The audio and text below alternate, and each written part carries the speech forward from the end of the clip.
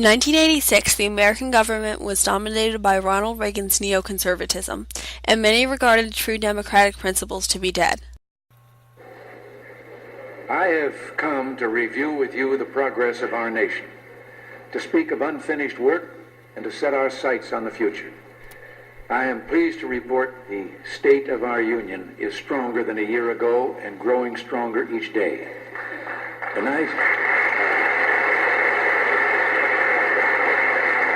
Tonight we look out on a rising America, firm of heart, united in spirit, powerful in pride and patriotism. America is on the move. But it wasn't long ago that we looked out on a different land.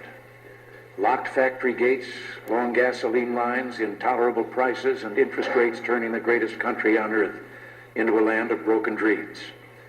Government growing beyond our consent had become a lumbering giant, slamming shut the gates of opportunity, threatening to crush the very roots of our freedom. What brought America back? The American people brought us back with quiet courage and common sense.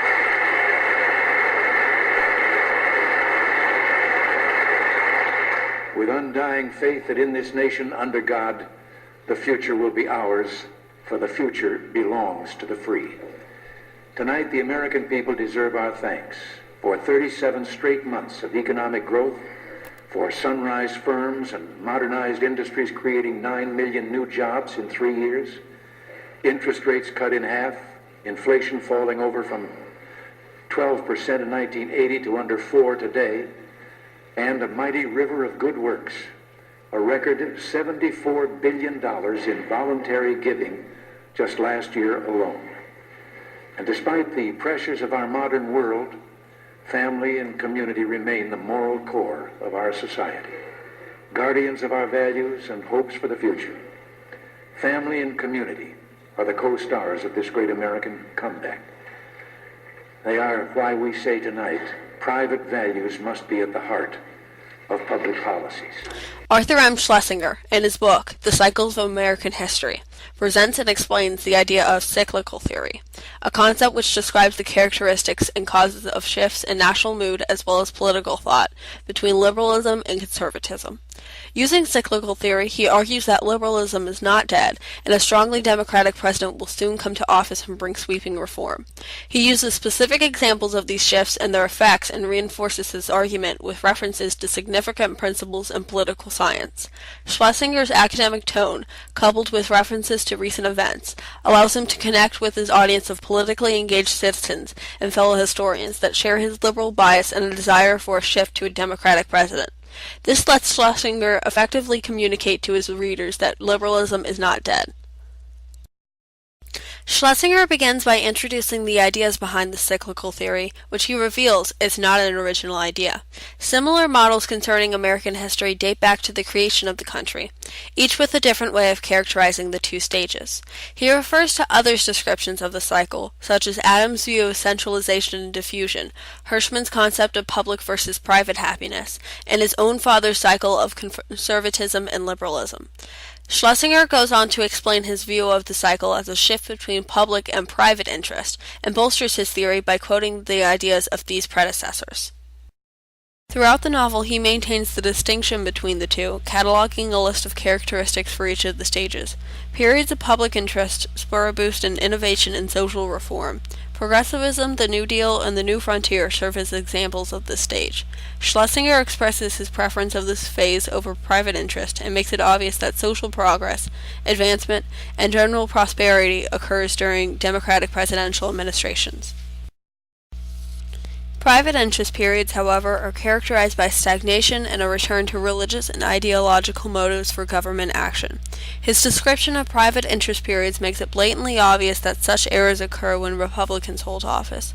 His portrayal of Republican administrations as unproductive and, at times, damaging appeals to his liberal audience, but also removes any possibility that the book may appeal to a wider, more diverse audience. Much of the novel is spent discounting Reagan and detailing the many faults of the American political system. He begins his criticism by pointing out the different, and in his opinion, flawed, motives and practices of the Republican Party. He maintains that Republican values consider the United States as a country blessed and destined for glory, and that this false sense of righteousness causes leaders like Reagan to make blundering decisions fueled by ideology. The Libyan airstrike is an example of one of these decisions. 7 o'clock this evening, Eastern Time, air and naval forces of the United States launched a series of strikes against the headquarters, terrorist facilities, and military assets that support Muammar Gaddafi's subversive activities. Colonel Gaddafi is not only an enemy of the United States. His record of subversion and aggression against the neighboring states in Africa is well documented and well known. He has ordered the murder of fellow Libyans in countless countries. He has sanctioned acts of terror in Africa, Europe, and the Middle East, as well as the Western Hemisphere. And for us to ignore, by inaction, the slaughter of American civilians and American soldiers, whether in nightclubs or airline terminals, is simply not in the American tradition. When our citizens are abused or attacked anywhere in the world on the direct orders of a hostile regime, we will respond so long as I'm in this Oval Office. Self-defense is not only our right, it is our duty.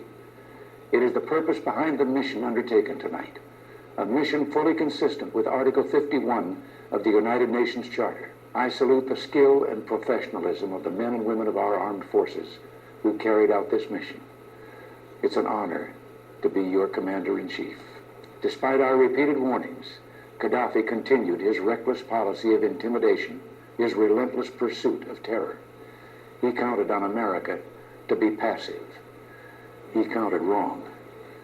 I warned that there should be no place on earth where terrorists can rest and train and practice their deadly skills. I meant it. I said that we would act with others if possible, and alone if necessary, to ensure that terrorists have no sanctuary anywhere. Tonight, we have. Thank you. God bless you. Schlesinger cites the arms race and intervention in Central America as additional examples of these unwarranted actions, and he connects the concept of Republican ideology to the tension with the Soviet Union and the causes of the Cold War. He uses examples and historical precedent to prove this connection, which adds to his logical writing style. He continues his criticism of contemporary American politics by describing the broken nature of political parties.